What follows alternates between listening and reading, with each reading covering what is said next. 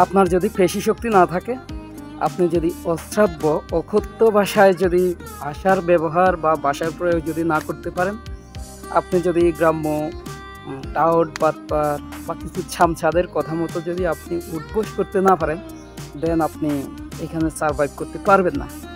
Believe it or not. হ্যাঁ, আমি বলছি বর্তমানে গ্রামের কথা। গ্রামের প্রকৃতি এবং পরিবেশ ঠিক যতটা নির্মল, এখানকার মানুষগুলোর মন ঠিক ততটাই বিষাক্ত।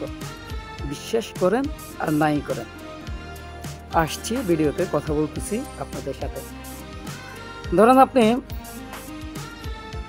একটা চাকরি করতেছেন, চাকরি শেষে মনে করতেছেন আপনি গ্রামে একটা সুন্দর একটা ঘর বাড়ি তৈরি করবেন। কি ভাবছেন, আপনার থেকে চাঁদা চাইবে? না না, আপনার থেকে কোনো রকম এখানে কেউ চাঁদা চাইতে আসবে না।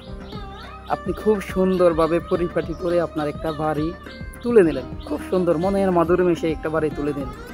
কিছুদিন পরে দেখবেন আপনার যে বাড়িটা তুলেন ওই বাড়িটার খুব আপনার বাউন্ডারি ওয়াল ঘেঁষা একটা গরুর ফার্ম দিয়ে দিবি, অথবা একটা মুরগির ফার্ম দিয়ে দিবি, অথবা জায়গা যদি কম থাকে গরুর গোবর এনে আপনার ঘরের পাশে রাখবে, মুরগির বিষ্টাগুলো এনে আপনার ঘরের পাশে রাখবে।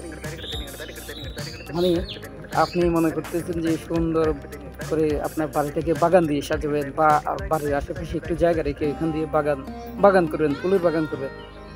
ঠিক পাশেই দেখবেন একটা রেন্টি করে গাছ লাগিয়ে দিয়েছে। 2-4 বছর পরে ওই গাছের নিচে আপনার আর কোনো কিছু থাকতেছে না। আপনি যখন ভাববেন যে নিজের একটা পুকুর থাকলে মাছ খেতে পারবেন, 1 বছর দেখবেন আপনার পুকুরে মাছ হচ্ছে, 2য় বছর দেখবেন যে আপনার মাছ উদাও। একদিন ভোরে উঠে হঠাৎ করে দেখবেন যে আপনার মাছে বিষ প্রয়োগ করা হয়েছে। তো আপনি বছর যে রাস্তা দিয়ে আসা যাওয়া করতেন, আপনি একটা নতুন বাড়ি করলেন, খুব সুন্দর একটা নতুন বাড়ি করলেন। নতুন বাড়ি করার পরে আপনি দেখলেন যে আপনার সাথে নানাবিধ সমস্যা এখানে দেখা যাচ্ছে, জায়গা নিয়ে সমস্যা দেখা যাচ্ছে। আপনার শেষ পর্যন্ত বাড়ি যে যাওয়ার রাস্তা সেটাই ব্লক। গ্রামের মানুষের সত্যিকার অর্থে খুব বেশি একটা সময় থাকে না, ভাবছেন নিজের কাছে একদমই না। ওরা ঠিক নিজেদের জন্য যতটুকু সময় দেখবা না দেখ, ওরা অন্যের জন্য খুব বেশি সময় দেয়। পরনিন্দা, পরচর্চা, গীবত করা, এই ব্যাপারটাতে ওরা কি পুরুষ বলেন কি মহিলা বলেন, ওরা সমানভাবে অগ্রসর, সমান। কার মেয়ের বিয়ে হচ্ছে না, কার মেয়ের একটু বয়স বেশি হচ্ছে, কার মেয়ে আজকে কলেজে গেল, একটু দেরিতে আসলো, হ্যাঁ এত পড়াশোনা করে কি হবে, হ্যাঁ কার ছেলেকে বিয়ে করাচ্ছেন না, এইগুলো হচ্ছে তাদের নিয়মিত একটা গবেষণার বিষয়। এক ঘর থেকে ওদের মধ্যে খুব, গ্রামের মানুষদের মধ্যে প্রতিবেশীদের সাথে খুব সম্পর্ক ভালো। কেমন সম্পর্ক জানেন?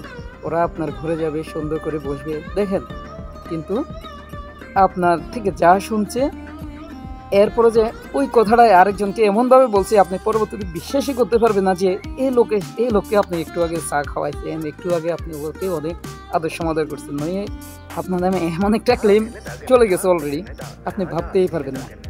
এটা হচ্ছে বর্তমানে গ্রাম। এই জন্য বর্তমানে